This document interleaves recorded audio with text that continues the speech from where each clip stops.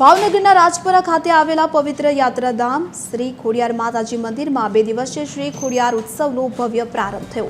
રાજ્યના રમતગમત અને સાંસ્કૃતિક વિભાગના માર્ગદર્શન હેઠળ જિલ્લા વહીવટી તંત્ર અને મંદિર ટ્રસ્ટે 8 અને 9 માર્ચ 2026 દરમિયાન આ સુંદર આયોજન કર્યું હતું। ઉત્સવના પ્રથમ દિવસે વિવિધ શાળાના વિદ્યાર્થીઓએ રાસ ગરબા અને રંગારંગ સાંસ્કૃતિક કૃતિઓ રજૂ કરી વાતાવરણને ભક્તિમય બનાવ્યું હતું। આ પ્રસંગે સુપ્રસિદ્ધ લોક ગાયક કીર્તિદાન ગઢવીનો ભવ્ય લોક ડાયરો યોજાયો હતો કે જેમાં મોટી સંખ્યામાં શ્રોતાઓ મન મૂકીને ઝૂમી ઉઠ્યા હતા। કાર્યક્રમમાં જિલ્લા પંચાયત પ્રમુખ, ડેપ્યુટી મેયર સહિતના મહાનુભાવો અને અધિકારીઓ પણ ઉપસ્થિત રહ્યા હતા। આ ઉત્સવ બીજા દિવસે પણ વિવિધ સાંસ્કૃતિક કાર્યક્રમો સાથે ચાલુ રહેશે।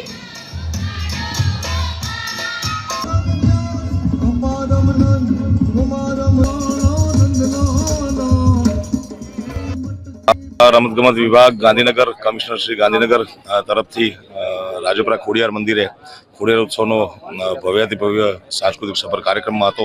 પહેલો દિવસ હતો, એમાં ખૂબ આનંદ આવ્યો। ઘણી હજારોની સંખ્યામાં લોકોએ લાભ લીધો અને આજે વિશેષ આનંદ એ થયો કે ભારત ફાઇનલ વર્લ્ડ કપ જીતી પણ ગયું અને રાજપરામાં ખોડિયાર ઉત્સવ હવે રંગેચંગે ઉજવ્યો। માતાજીના ખોળે આવવાનો અવસર મળ્યો એ બદલ હું મારી જાતને ભાગ્યશાળી માનું છું।